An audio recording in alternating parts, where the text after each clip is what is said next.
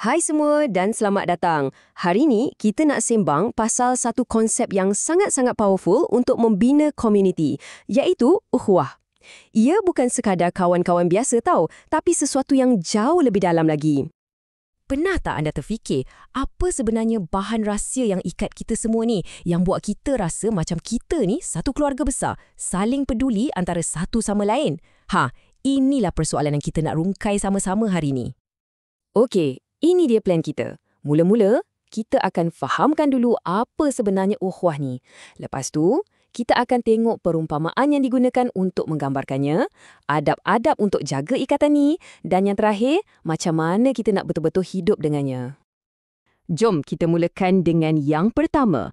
Apa sebenarnya maksud ukhuwah ni? Mari kita fahamkan asas yang membina sebuah komuniti yang betul-betul padu.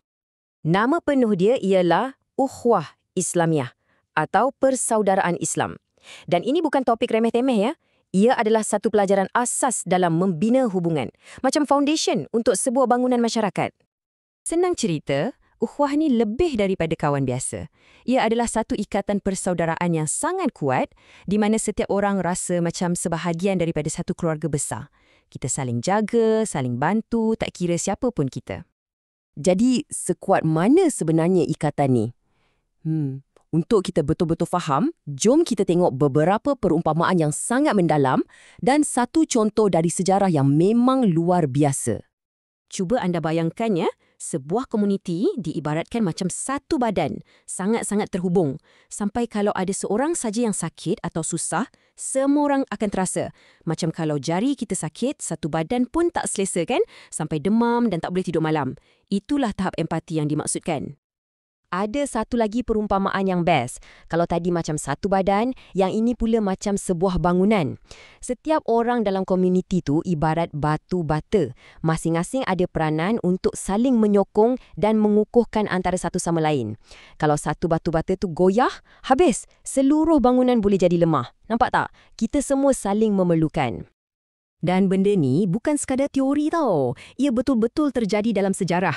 Cuba kita tengok kisah golongan muhajirin yang berhijrah ke Madinah sehelai sepinggang. Golongan Ansar yang jadi tuan rumah pula menyambut mereka bukan sebagai orang luar, tapi sebagai saudara sendiri. Mereka kongsi rumah, kongsi makanan, kongsi perniagaan. Inilah ukhuwah in action, membina masyarakat dari kosong atas dasar kasih sayang.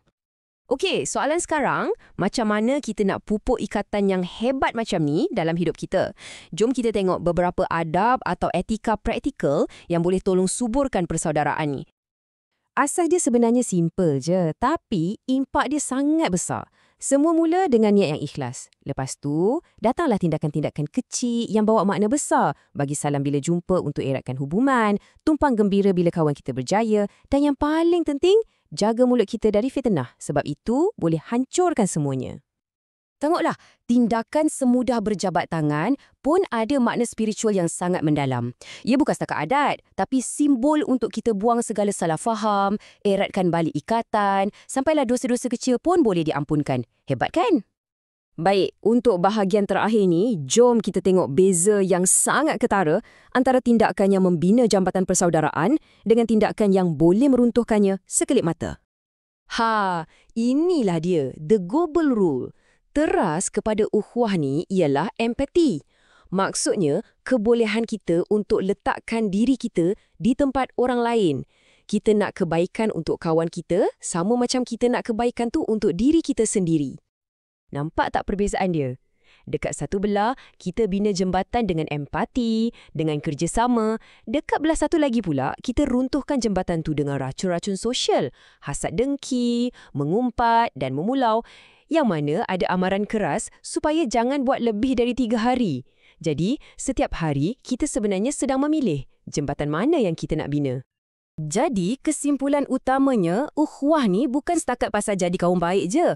Ia adalah satu sistem, satu blueprint yang direka untuk wujudkan sebuah masyarakat yang kuat, yang saling menyokong dan mampu hadapi apa saja cabaran bersama-sama. Sebagai penutup, saya nak tinggalkan anda dengan soalan ni untuk difikirkan.